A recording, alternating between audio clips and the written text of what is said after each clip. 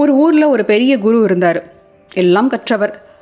அவரை ஒரு நாள் பிரசங்கம் பண்ணுறதுக்காக கூப்பிட்டுருந்தாங்க. 10,000 பேருக்கு மேலே வருவாங்கன்னு சொல்லியிருந்தாங்க.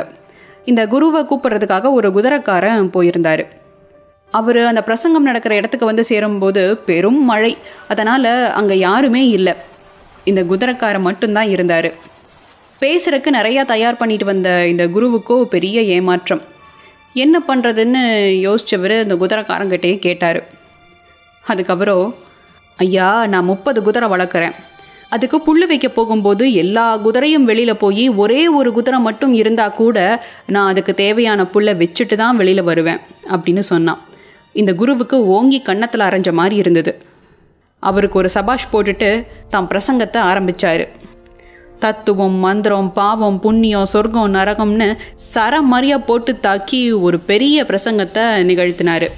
அது முடிஞ்சதுக்கப்புறம், எப்படிப்பா இருந்தது என் பேச்சு அப்படின்னு ரொம்ப பெருமையாக குதிரைக்காரரை பார்த்து கேட்டார். அதுக்கப்புறம், ஐயா, நான் ஒரு குதிரைக்காரன், எனக்கு ஒன்றும் தெரியாதுங்க. நான் புல் வைக்க போகிற இடத்துல ஒரே ஒரு குதிரை தான் இருந்துச்சுன்னா நான் அதுக்கு தேவையான புல்லை மட்டும்தான் வைப்பேன். 30 குதிரைக்கான புல்லையும் அந்த ஒரே குதிரைக்கு கொட்டிட்டு வர மாட்டேனுங்க அப்படின்னு சொன்னாராம். இதை கேட்டதும் குருவுக்கு முகமே வாடிப்போச்சு. மற்றவங்களுக்கு என்ன தேவையோ, எது சொன்னால் புரியுமோ அதை மட்டும் நாங்கள் சொல்லணும். நமக்கு 4 விஷயம் தெரியுங்கிறதுக்காக அது தேவைப்படாத இடத்துலலாம் சொல்லிகிட்டு இருந்தா நம்மளை தான் முட்டாள்னு சொல்லுவாங்க.